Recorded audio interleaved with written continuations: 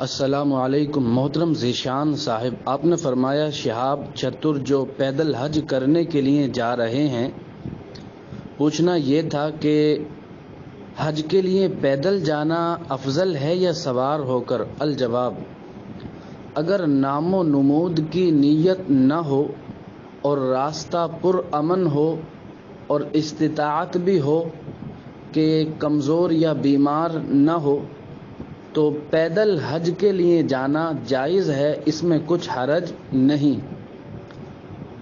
البتہ سوار ہو کر جانا افضل ہے یا پیدل، اس بات کو لے کر فقہاء اکرام کے درمیان اختلاف ہے، چونکہ اس سلسلے میں وارد روایات بھی مختلف ہیں۔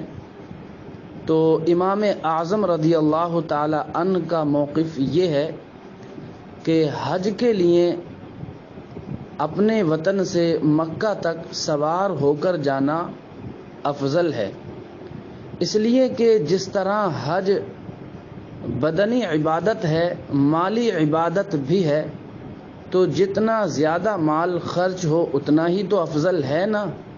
تو مجھے بتاؤ، پیدل جانے میں مال زیادہ خرچ ہوگا کہ سوار ہو کر؟ آپ کہیں گے یقیناً سوار ہو کر جانے میں زیادہ مال خرچ ہوگا، تو اس کے افضل ہونے کا ایک سبب یہ بھی ہے۔ پھر دوسرا یہ کہ جب انسان پیدل جائے گا، تھک جائے گا، تو وہاں جا کر ارکان کی ادائیگی میں کہیں سستی نہ ہو، یا وہاں جا کر بیمار نہ پڑ جائے کہ جو اصل ارکان ہیں جن کے لیے انسان وہاں جا رہا ہے، کہیں ایسا نہ ہو کہ ان کے ادا کرنے ہی سے قاصر ہو جائے۔ عموماً زیادہ تھک جانے سے انسان بیمار ہو ہی جاتا ہے۔ اور بعض نے فرمایا کہ نہیں، پیدل جانا افضل ہے۔ انہوں نے کہا کہ جس طرح حج مالی عبادت ہے، بدنی عبادت بھی تو ہے، تو جتنا بھی ارکان حج کو ادا کرنے یا ان ارکان کی ادائیگی کے لیے ان کی طرف جانے میں جتنی زیادہ مشقت ہوگی اتنا ہی زیادہ ثواب ملے گا۔ تو پیدل جب جائے گا انسان، ظاہر ہے اس کی عظمت اور ہیبت اس کے دل میں زیادہ ہوگی، اسی لیے وہ پیدل جا رہا ہے، تو اس میں اس کے لیے زیادہ ثواب ہے۔